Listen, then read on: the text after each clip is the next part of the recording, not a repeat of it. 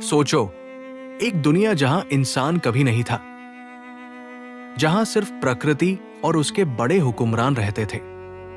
हर दिन एक नई कहानी लिखी जा रही थी।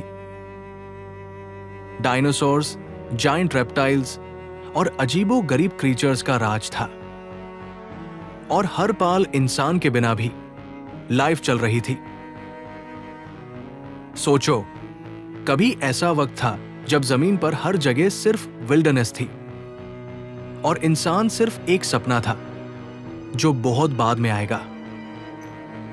पारस वक्त का अर्थ अपनी पावर और मिस्ट्री में कंप्लीट था। हर इकोसिस्टम एक अलग दुनिया की तरह इवॉल्व हुआ। जंगल, डेजर्ट, समुंदर और आसमां, सब कुछ अलाइव और डेंजरस था। 65 मिलियन साल पहले डायनासोर्स का राज था। टीरेक्स, ट्राइसरटॉप्स और ब्रैकियोसॉरस। ये सिर्फ शुरुआत थी। हर क्रीचर अपने सर्वाइवल के लिए कॉम्पीट करता, प्रेडेटर या प्रे। जंगल और स्वॉम्प्स इतने डेंस थे कि सूरज की रोशनी भी ढूंढली होती। आसमां पार टेरोडैक्टिल्स का फ्लाई करना, जमीन पार जायंट फीट का थिरकना। हर दिन एक स्ट्रगल, हर दिन एक battle, survival of the fittest.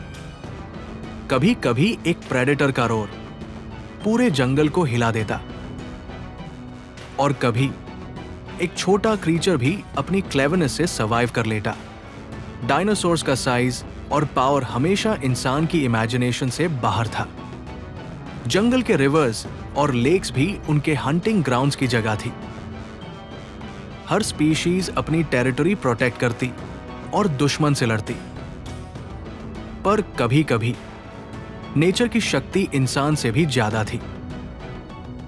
Volcanoes और स्टॉर्म्स के बीच सिर्फ स्ट्रॉन्ग सर्वाइव करते। डायनासोर्स की डाइवर्सिटी हमें एवोल्यूशन की असली कहानी दिखाती है और हर स्पीशीज का इकोसिस्टम में अपना एक रोल था। कुछ डायनासोर्स ओमनिवोर, कुछ हर्बिवोर। हर एक का अपना स्ट्रैटेजी था और उनके जीवन का पैटर्न प्रेडेटर प्रे बैलेंस के अराउंड था। अर्थ का ये इकोसिस्टम परफेक्टली बैलेंस था। कभी भी एक छोटी सी गलती सब कुछ बादल सकती थी। हर क्रीचर अपनी एग्जिस्टेंस के लिए फाइट करता, कभी सर्वाइव, कभी एक्सटिंक्ट। और ये प्री हिस्टोरिक वर्ल्ड हमेशा अनप्रेडिक्टेबल था। वॉल्केनोस की आग, मीटियोर्स की बरसात जमीन के रूप को बादल देते। जंगल जलते, समुंदर उबलते और जमीन हिलती। कुछ क्रीचर्स सर्वाइव करते, कुछ सिर्फ फॉसिल्स बन जाते। मीटियोर इंपैक्ट्स का इफेक्ट पूरी स्पीशीज पे पड़ता और ये कैटाक्लिज्म्स दुनिया के रूल्स लिख देते थे। कभी एक वॉल्केनिक एरप्शन पूरा इकोसिस्टम मिटा देता और कभी एक आइस एज सब कुछ फ्रीज कर देता।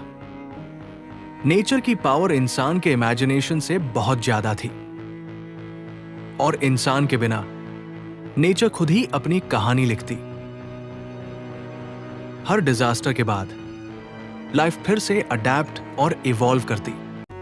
कभी समुंदर का सुनामी फॉरेस्ट को वाइप आउट करता, कभी ड्राउट क्रीचर्स को माइग्रेशन पे मजबूर करता। और ये नेचुरल इवेंट्स एवोल्यूशन का इंजन बन गए। डायनासोर्स के एक्सटिंक्शन का रीजन भी शायद यही कैटास्ट्रोफीज थी। नेचर कभी प्रेडिक्टेबल नहीं होती और इसी अनप्रेडिक्टेबिलिटी में लाइफ का मैजिक है। डायनासोर्स के बाद मैमल्स और बर्ड्स का राज शुरू हुआ। छोटे क्रीचर्स बेड इकोसिस्टम्स को डोमिनेट करते गए।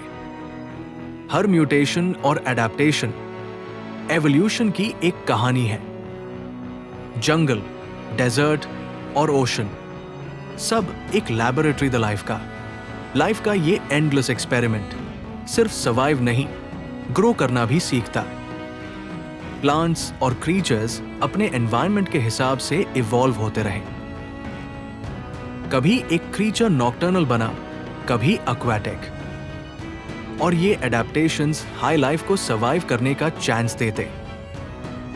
डायनासोर्स एक्सटिंक्ट हुए, पर उनका लेगेसी एवोल्यूशन में जिंदा रहा और फिर प्रीहिस्टोरिक ह्यूमंस की शुरुआत हुई।